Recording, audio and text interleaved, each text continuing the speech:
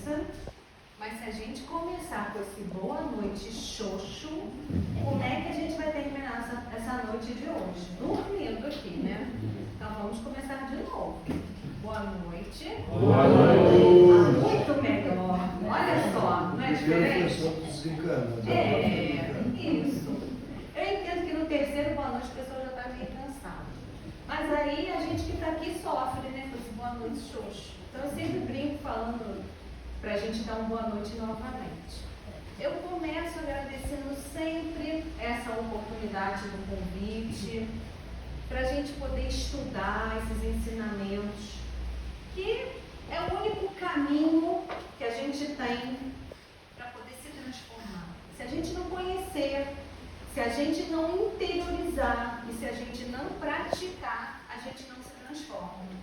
A gente encarna, passa uma vida inteira aqui no nada, né? Fazendo um monte de nada, e desencarna, chega lá no plano espiritual, dá aquele arrependimento, dá aquela tristeza, mas aí já foi, né? Já passou. Então vamos aproveitar, né? Já que a gente está aqui, já está desperto, já percebeu essa necessidade de se transformar, de conhecer esses ensinamentos. Então vamos fazer com profundidade para a gente poder aproveitar, né? Hoje a gente vai estar usando esse livro aqui, olha, Boa Nova, que é uma psicografia do Chico, pelo espírito Humberto de Campos, também conhecido como Irmão X, na sua última encarnação, que foi de 1886 a 1934, ele foi escritor. Então imagina o que tem aqui dentro, né? São 30 capítulos independentes. Então a gente pode abrir aleatoriamente, ler aquele capítulo. Ninguém pode desencarnar sem ler esse livro. É proibido. Chegar lá no plano espiritual, leu? Não? Olha, encrenca. Então tem aqui na livraria, não precisa fazer fila, vai com calma depois de comprar, tá? E não deixem de aproveitar, porque é maravilhoso esse livro. Dito isso, o nosso tema de hoje está lá no capítulo 25, 23, já falei, que é o servo bom. Alguém já viu, já leu, conhece? Não, novidade? Ai, que bom, adoro quando é novidade. Eu posso falar aqui à vontade, sem vocês dormirem, né? Porque tudo vai ser novo. Olha, o capítulo começa falando do comportamento dos discípulos em relação à condenação das riquezas. Isso estava enraizado lá dentro deles. Então, eles questionavam muito isso, eles ficavam muito inquietos em relação a esse assunto. Jesus tinha deixado sua casa, aonde ele morava, né? Ele saiu de casa. Jesus falou para aquele jovem rico: larga tudo e me segue, não foi? Jesus, em outro momento, falou para Judas: olha, você pode arrecadar, Judas, mas o estritamente necessário para a nossa sobrevivência. Não foi assim? Então eles conheciam a relação de Jesus com o dinheiro e a matéria. Não era uma novidade, né? Tadeu levanta a questão da entrega de todos os bens aos assistentes de pregação do lago. Achava que eles tinham que entregar tudo.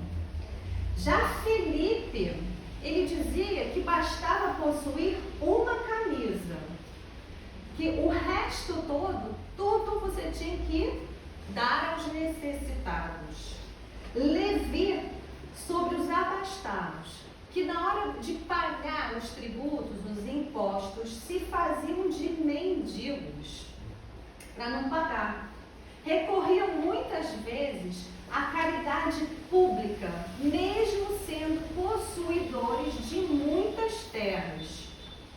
Eles questionavam se eles estariam edificando o reino de Deus se favorecessem a exploração. Simão Pedro ponderava. Ele falava assim, olha, tudo isso é verdade. Entretanto, Deus vai nos inspirar no momento certo. E a gente não pode deixar de atender os necessitados.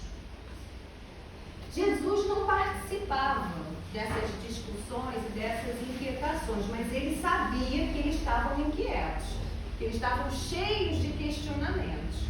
E ele esperava o momento certo para poder dar os esclarecimentos necessários. Ele sempre fazia isso, né? Naquele momentinho ali, ele ia lá e fazia com que eles entendessem. Muitas vezes eles nem entendiam, tá? Eles ficavam meio perdidos naquela época. Jesus estava muito à frente, né? Mas ele era muito didático na sua maneira de ensinar. Nos trouxe as parábolas, que eram histórias que contavam o cotidiano daquela gente, para que fosse mais fácil o entendimento. Parábolas atemporais, até hoje a gente as estuda, né? Então, olha que fantástico.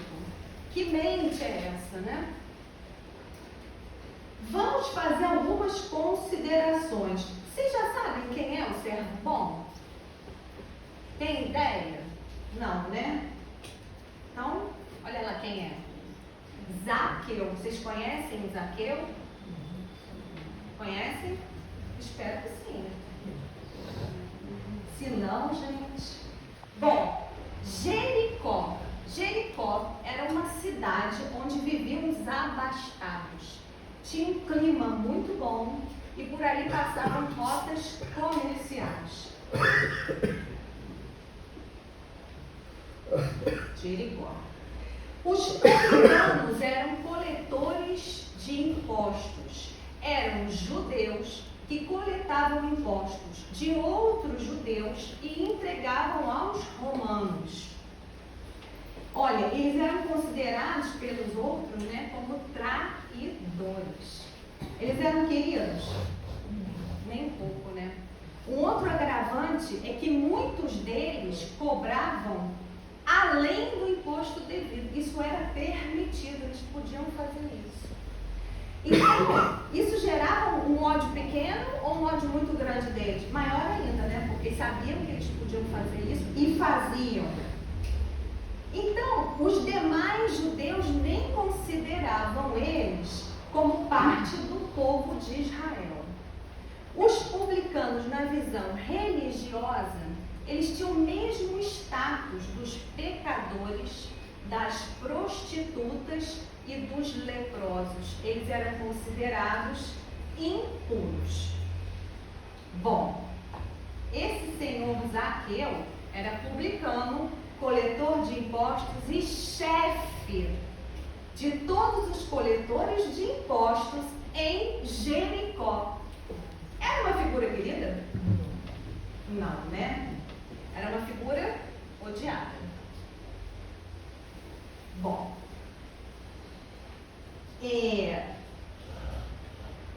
Jesus estava a caminho da sua última viagem, né? A viagem derradeira dele lá para Jerusalém. Só que ele entra em Jericó. Quando ele entra nessa cidade, as pessoas já estavam ali enlouquecidas para ouvir, para ver, para conhecer Jesus.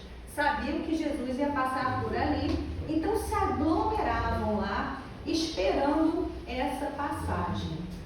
Esse publicano chamado Zaqueu, ele já conhecia, já tinha ouvido falar do Messias e tinha despertado nele também muita curiosidade. Ele queria muito conhecer Jesus. Era um chefe de prestígio, ele era rico, ele era enérgico, porém ele tinha uma estatura muito pequena, ele era baixo. Então, para ele satisfazer esse desejo dele de ver Jesus, o que ele fez? Subiu numa árvore que chama-se sicômoro, que é uma árvore enorme, uma figueira. Então ele sobe para enxergar Jesus.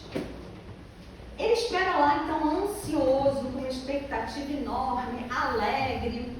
E quando ele vê Jesus se aproximar, ele se admira do porte de Jesus, simples, da simpatia. Ele é atraído magneticamente a Jesus. Ele se sente assim, magnetizado com aquela figura que tinha uma indefinível simpatia.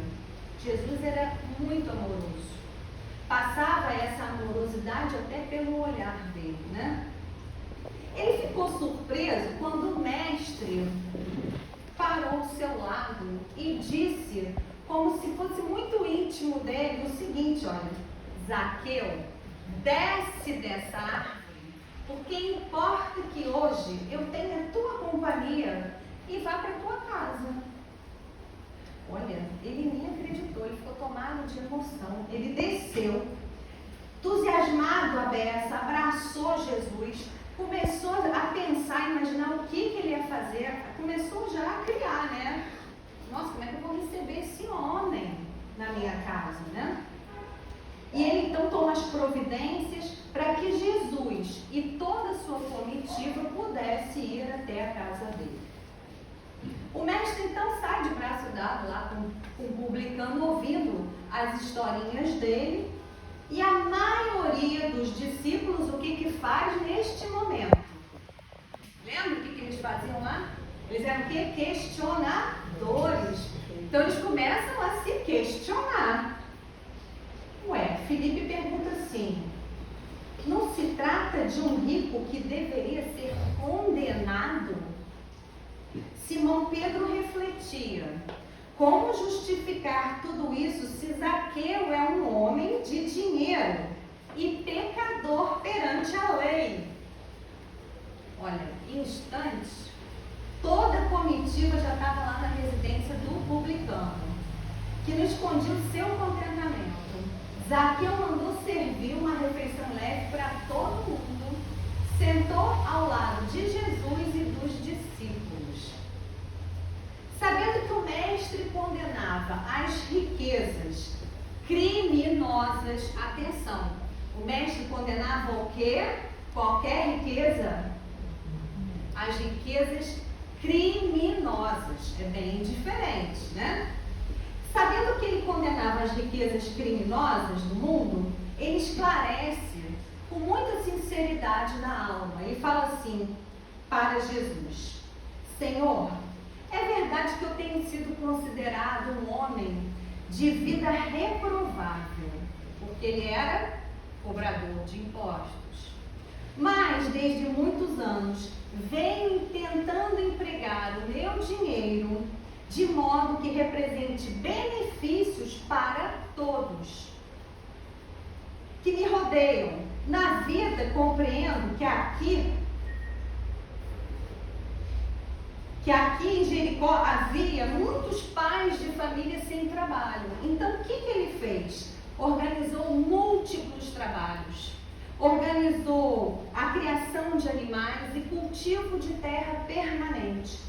Muitos também vinham de Jerusalém em busca de trabalhos, o indispensável recurso da vida. E ele fez isso.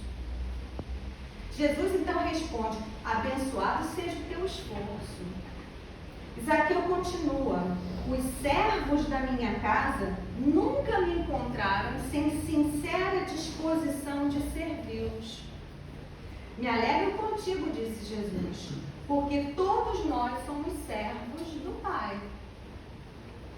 O publicano, que tantas vezes fora injustiçado, ao ouvir essas palavras lá de Jesus, ele se enche de satisfação. Aquilo é como se fosse uma recompensa para ele da sua consciência dedicada ao bem coletivo. Ele fica então extasiado, se sentindo muito gratificado. E aí ele vira para Jesus e fala: Senhor, Senhor, tão profunda é a minha alegria que repartirei tudo que tenho com os necessitados. E metade dos meus bens eu repartirei com os necessitados. E se em alguma coisa eu prejudiquei alguém, eu vou devolver 4 vezes esse valor. Olha só. Jesus abraçou ele com um formoso sorriso e respondeu: bem-aventurado és tu, que agora contemplas em tua casa a verdadeira salvação. Naquela casa se salvou aquele espírito. Olha a transformação que Zaqueu sofre ao encontrar com Jesus. É claro que antes dele encontrar Jesus, ele já estava aberto para receber Jesus na sua casa. Ele já estava aberto a isso. Ele não estava totalmente fechado. Ele já tinha feito um movimento em relação ao próximo. Olha que compreensão que ele já tinha sem saber da necessidade de compartilhar, de dar oportunidade ao outro. Sem saber, ele já estava fazendo isso. E nesse encontro com Jesus, ele é tão tocado que ele se transforma ali. E Jesus diz, nesta casa se operou uma salvação. Não é lindo isso? Eu acho essa história lindíssima. Não sei vocês, mas eu acho. Olha aí, Zaqueu saiu da sala. Saiu lá de onde eles estavam. Ele foi buscar os filhos, para que os filhos conhecessem Jesus. Aí os discípulos aproveitam a ausência lá de Zaqueu. Sem entender muito o que estava acontecendo, eles começam a perguntar de novo. Por que essa aprovação a um rico mesquinho? As riquezas não eram condenadas no Evangelho? Por que não se hospedar numa casa humilde? Por que ficar aqui nessa casa tão suntuosa? Poderia alguém servir a Deus e ao mundo do pecado? O mestre, no final do interrogatório, esclarece. Amigos, acreditais que o Evangelho tenha vindo ao mundo para transformar os homens em miseráveis mendigos? Qual é a maior esmola? É aquela que socorre por um dia ou a que adota providências para uma vida inteira? Olha como Jesus dava flechada, assim, ele acertava longe, né? No mundo vivem aqueles que entesouram na terra e os que entesouram no céu. Os primeiros escondem as possibilidades no cofre da ambição e do egoísmo. Atiram por vezes moedas douradas aos famintos que passam para se livrar deles. Os outros fazem de seus servos e dos seus auxiliares a extensão da sua própria família. Sabem empregar o sagrado depósito de Deus. Eu vou falando e eu vou pensando, né? Vou refletindo, será que a gente já faz isso? Será que a gente já consegue pensar dessa maneira? Eu queria que vocês fossem pensando também, para a gente fazer aproveitar aqui esse ensinamento para ir fazendo uma autoanálise, sabe? Porque muitas dessas palestras, para uns, vai ser puxão de orelha, para outros não, para outros vai servir como, eu estou fazendo o correto, vai vir lá como uma gratificação, né? Espero que para quem está aqui hoje, nesse dia chuvoso que veio, seja uma gratificação. Aqueles que não vieram, ia ser uma puxada de orelha, né? Eles fugiram. Zaqueu, bom. Eu citei a preocupação e eu não passei, olha. Foi o que eu falei para vocês, tá? Ele vai repartir com os necessitados a metade dos bens e devolver 4 vezes se defraudou lá alguém. Bom, momentos após os momentos de alegria, Jesus reuniu todo mundo e contou para eles a parábola dos talentos. Quem conhece? Que bom, alguns conhecem. Se eu falar errado, gente, não me contem, por favor, tá? Ajudem. A parábola dos talentos. O que é talento, hein? Talento, vocês sabem o que é talento? É uma unidade de massa que representa uma quantidade muito grande de prata ou ouro. 30 quilos, ali que é 60 quilos. Então, assim, é muito ouro e muita prata, né? Vamos deixar para lá se é 30 ou 60, é uma quantidade grande. E aqui na parábola a gente vai ver que isso representa uma boa quantidade também, né? Essa parábola, ela está descrita no Evangelho segundo o Espiritismo, no capítulo 16. Não se pode servir a Deus e a Mamon. Mamon tem lá no Evangelho uma rodinha, uma nota de rodapé. Quem lê nota de rodapé? Devia começar a ler, quem não lê, que é importante, tem os esclarecimentos. Mamon lá significa riqueza, esclarece ou não? Senão a pessoa fica achando Mamon é o nome de quem, né? Ou então escrever errado. Quem que é Mamon, né? Mamon é riqueza. Ou seja, o homem não consegue focando somente na matéria, na riqueza, nas coisas materiais e fazendo mau uso delas, atender às leis divinas. Não consegue. A riqueza em si, ela é neutra. O que determina se ela é boa ou ruim é o uso que a gente faz dela. Se a gente faz mau uso, ela vai ser ruim. Mas se a gente fizer bom uso, a riqueza vai ser boa. Ela é neutra, completamente neutra. Então a parábola diz o seguinte. Diz lá, o Senhor age como um homem que ia se ausentar, ia fazer uma viagem para muito longe. Então ele chama 3 servos. Ao primeiro, ele entrega 5 talentos. Ao segundo, ele entrega 2 talentos. E ao terceiro, ele entrega 1 talento. Para cada um de acordo com a sua capacidade. E ele parte. O que recebeu 5 talentos, negociou e ganhou outros 5. O que recebeu 2, ganhou outros 2. Mas o que recebeu apenas 1, cavou na terra e escondeu lá o talento. O Senhor, passado muito tempo, volta e chama os 3 para prestação de contas, né? E aí, o que vocês fizeram com os talentos que eu deixei com vocês? Bom, o que recebeu 5 fala assim: Senhor, você me entregou 5 talentos. Aqui estão, além dos 5, mais esses 5 que eu lucrei. Então ele ficou com 10 talentos. O segundo fala para o Senhor: Senhor, você me deu 2 talentos. Eu consegui mais 2. Aqui estão, além dos 2, outros 2 que eu consegui. O Senhor, tanto para o que recebeu 5 quanto para o que recebeu 2, falou para os 2 o seguinte: servo bom e fiel, como vocês foram bons com essa quantidade que eu dei, eu vou dar mais ainda para vocês. Depois eu darei mais. E para aquele que ele chamou, que deu 1 talento, ele fala: e aí, o que você fez com o talento que eu te dei? E o servo responde: olha, eu sei que o senhor é meio enérgico e eu tive medo. Eu enterrei o seu talento.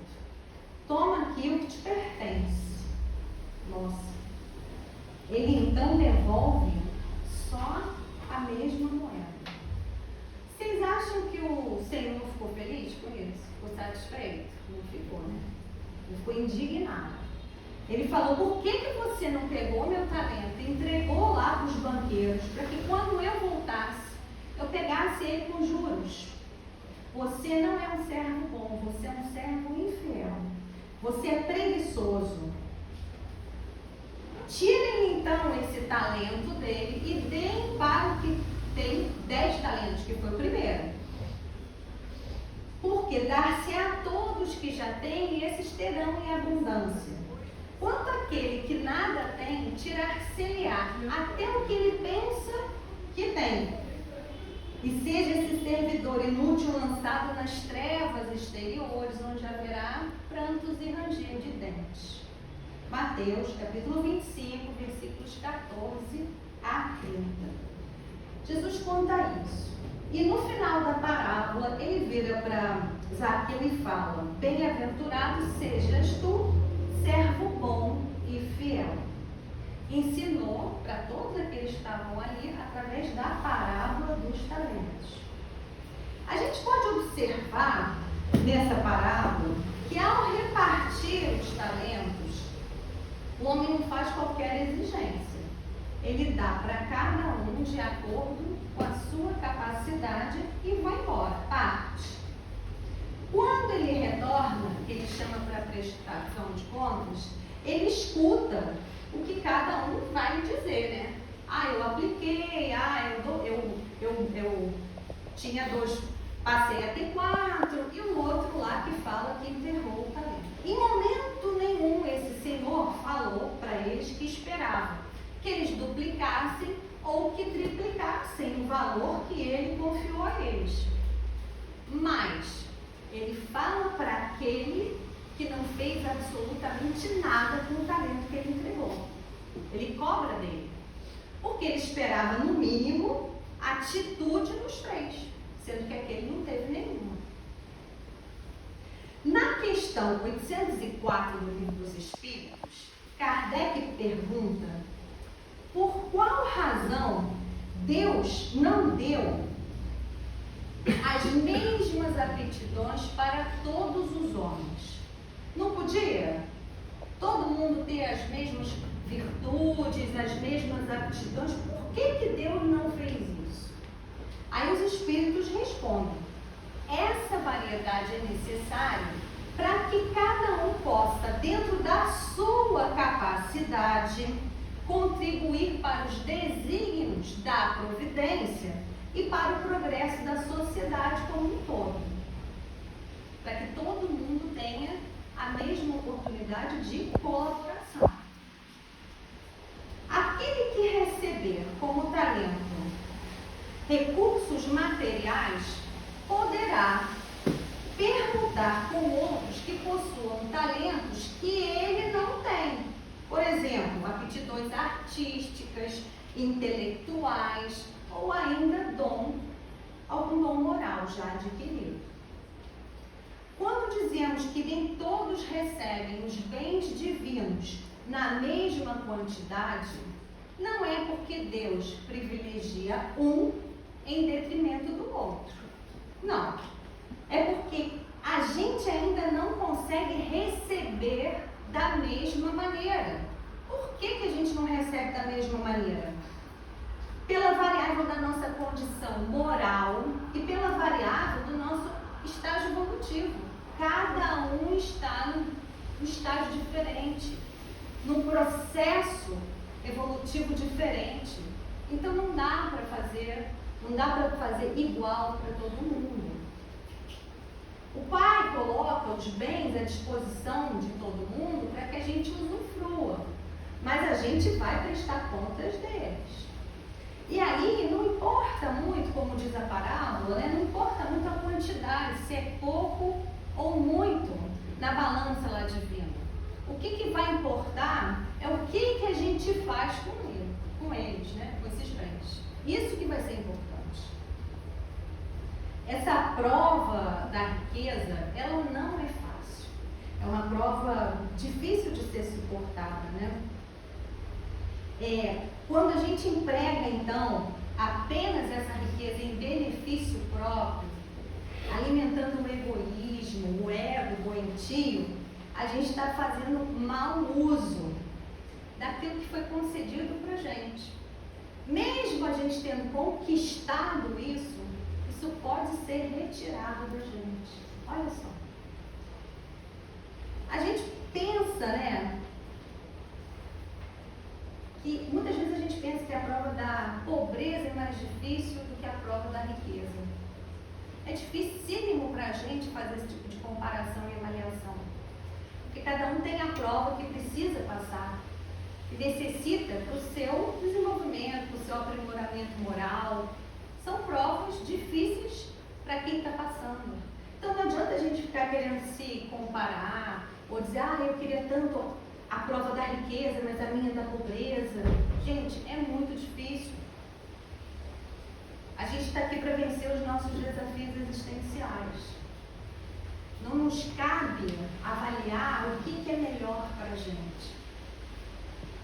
Isso já foi abordado antes da gente encarnar. Nos cabe, sim, enfrentar os desafios. Porque se a gente fingir que eles não existem, eles não vão sumir não, eles continuam lá. Fingir não muda a situação. A nossa necessidade é de transformação. Como é que a gente se transforma? Só enfrentando situações. Então a gente precisa despertar, sabe? A gente não pode deixar a vida nos levar, como diz a música lá do Zeca Pagodinho, que é muito bonitinha, mas que pra gente não cabe. Não é a vida que vai levar a gente que tem que levar a nossa vida para onde a gente quer. Quem acha que não tem talento? Quem acha que não tem virtude? Imagina, quem acha que não tem, precisa correndo fazer um autodescobrimento, se conhecer, mergulhar intimamente, buscar quais são as minhas qualidades, o que eu faço com muita facilidade. Descobrir, vou usar só em benefício próprio? Claro que isso nos é concedida a permissão para nos facilitar, enquanto estamos aqui encarnados, a passar pelos nossos desafios existenciais. Mas é só isso? É para a gente usar só em benefício próprio? Ou é para a gente usar em benefício próprio e da coletividade? Medo de que o outro vai se dar bem, medo de que eu vou perder alguma coisa. Ninguém perde o que não é seu. Ninguém ocupa o lugar que é seu também. Isso é prova da nossa falta de fé, da nossa pouca coragem. Porque ter fé não é só frequentar um centro espírita, fazer um evangelho. Ter fé é no momento da prova a gente passar por ela acreditando, com confiança. Não é falar eu acredito, eu tenho fé, e na hora do desafio, não, talvez não. A gente acorda e se passaram 5 anos. A gente acorda de novo, foram mais 10. E aí? E quem já está lá no Zenta, achando que, deixa para a próxima encarnação, de jeito nenhum, gente. Aproveita, porque no Zenta a gente também aprende. A gente também se transforma. Qual é o talento que você possui? Já parou para pensar nisso? Qual é o talento? Não tem nenhum? Vocês estão fazendo cara de quem não tem nenhum, mas vocês têm. Tem talento. Todo mundo tem talento. Todo mundo tem virtude. Eu duvido que aqui tem alguém que não tenha uma pelo menos. Olha, se a gente não buscar isso, ninguém vai cutucar a gente e dizer assim, olha, você tem essa virtude, você precisa fazer isso. A gente que precisa fazer um movimento de busca, de conhecimento, de aplicação dos ensinamentos, porque não adianta ficar só na teoria, né? A gente precisa pôr em prática. A gente falou da riqueza, a gente falou do servo bom. Se a gente entender essa riqueza como as virtudes, qualquer virtude que a gente já tenha conquistado, o que é ser um servo bom para vocês? Significa fazer bom uso da confiança de Deus na gente. Como é que eu faço esse bom uso dessa confiança? Fazendo esse talento, essa virtude, não só para o meu benefício, mas para o benefício de todos. Não é isso que Deus confia que a gente vai fazer ou não? Ou Deus imagina que ela vai ser ajudada. Aí ele fala assim, olha, você aqui, minha filha, se ajuda ela ali, estou contando com você.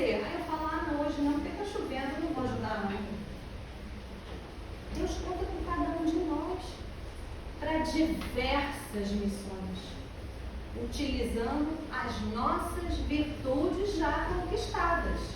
E se a gente ainda não conquistou, está ali a oportunidade da conquista, que é através da prática, do exercício.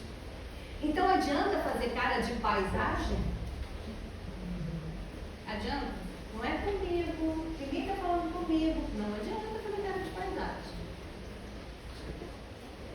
A gente já tem condição de não fazer o mal? Vou perguntar de novo. A gente já tem condição de não fazer o mal, sim ou não? Sim. Sim. Assim espero. É suficiente? Tem que dar uns gritos assim, pessoal acordar, acho que tem gente dormindo. É suficiente? Não. Por quê? Não basta não fazer o mal, é preciso fazer o bem.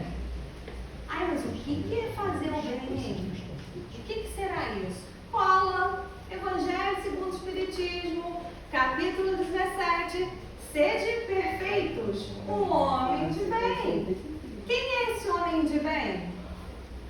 Ele tem um sentimento de caridade, de amor ao próximo, faz o bem pelo bem sem esperar o retorno, retribui o mal com o bem, toma a defesa do fraco contra o forte e sempre sacrifica os seus interesses à justiça. Pratica a lei de justiça, amor e caridade na sua maior pureza. Já somos homens de bem? Depois de ler isso? Não, né? Não somos, mas seremos. Adianta a gente sentar e dizer, não sou e está tudo certo. Não, gente. Adianta eu ler o que é ser um homem de bem e buscar ser. Buscar me transformar, olha, em cada item desse. Senão eu não vou ser nunca. A diferença daquele que chega lá para o que não chega é que o que chega lá deu o primeiro passo. Não é? Então a gente precisa andar, né? Dar o primeiro passo. Então, o que a gente faz com os nossos talentos? A gente vai sair daqui hoje pensando isso. O que eu faço com os meus talentos? Será que eu enterro ou será que eu multiplico os meus talentos? Aquilo que Deus me permite. O que é multiplicar os talentos, gente? Botar a serviço do nosso próximo. É repetitivo o que eu estou fazendo? É, para a gente assimilar. Sai daqui pensando nisso, ó. Eu tenho que multiplicar os meus talentos. Dormir pensando, eu tenho que multiplicar. Não é assim que a gente aprende? Será que a gente serve? É um bom servo? Ou será que a gente quer ser servido? Já paramos para pensar nisso? Como é que eu me comporto aqui, ó, nas minhas relações no mundo? Eu acredito que todas as minhas encarnações passadas eu fui rainha, então só posso ser servida? Será? Eu já tenho consciência que eu preciso servir, que eu estou aqui, minha missão é servir ao meu próximo. Olha que distância, né? Olha que distância entre a gente acreditar que está aqui para ser servido ou para servir. São os opostos, né? E é um caminho longo entre uma coisa e outra. Mas se a gente ouve pela primeira vez isso, a gente pode começar a pensar. Ninguém veio aqui para ser servido. Ninguém veio aqui para viajar, para ficar passeando. A gente veio aqui para trabalhar, para se transformar. Então eu vim para servir. Servir a Deus, servir a meu próximo, servir a mim mesma. Ou não? Ou a gente vai sair daqui pensando diferente? Gente, eu não vou ser demitida. Vocês têm que falar que sim. Né? Os desencarnados estão falando dessa. E vocês estão aí fazendo cara de paisagem, não é comigo. O puxão de orelha é sempre pra gente. A gente tem uma responsabilidade moral, material e espiritual frente à vida. A gente vem com essa responsabilidade. Precisamos descobrir quais são, né? cada um dentro da sua própria história. É muito importante a gente se preocupar com a nossa vida, não ficar tomando conta da vida do outro, porque a vida do outro é do outro. Deus deu uma vida para cada um tomar conta da sua. Então esquece comparação, esquece a vida do outro, só pensa na vida do outro se for para ajudar. Se for para ficar criticando ou falando, olha, isso é para você, não adianta fazer isso, né? Porque eles também têm mania. Vem assistir a palestra com alguém, aí fica só praticando, ó, para você. A carapuça nunca serve, é sempre para o outro. Vamos usar o exemplo de servo bom de Zaqueu, que numa outra encarnação foi quem? Foi quem? Doutor Bezerra de Menezes, que é quem? Mentor da casa. Zaqueu, numa outra encarnação, foi Doutor Bezerra de Menezes, que é o mentor da casa. Vamos usar então esse exemplo aí de servo bom, gente. A gente está vivendo a nossa melhor encarnação. Vamos ser a nossa melhor versão. Não vamos deixar para depois, não. Vamos fazer um bom uso das nossas virtudes já conquistadas. Para terminar, eu sei que somos poucos, mas somos muitos. Vamos terminar alegremente. Quem conhece a música Faz um Milagre em Mim? Quem conhece? Mais ninguém? Só é dele? Nós três? Nós quatro? Vamos cantar nós e todos os desencarnados. Vamos abrir o nosso coração. Vamos pensar nessa letra. E vamos ajudar a gente aqui, né? Nós não somos cantores. Me ajuda no todo, né? Vamos? Como Zaqueu, quero subir o mais alto que eu puder, só para te ver, olhar para ti e chamar sua atenção para mim. Eu preciso de ti, Senhor. Eu preciso de ti, ó Pai. Sou pequeno demais. Me dá a tua paz. Largo tudo pra te seguir. Agora, gente, com força. Entra na minha casa. Entra na minha vida. Mexe com minha estrutura. Sara todas as feridas. Me ensina a ter santidade. Eu quero amar somente a ti, porque o Senhor é meu bem maior. Faz um milagre em mim. Entra na minha casa, entra na minha vida, mexe com minha estrutura, sara todas as feridas, me ensina a ter santidade. Quero amar somente a ti, porque o Senhor é meu bem maior. Faz um milagre em mim. Vamos abrir, gente, as portas da nossa casa, a nossa porta também interior, recebendo Jesus, recebendo esses ensinamentos, sendo um servo bom, porque todos nós temos essa capacidade. Muito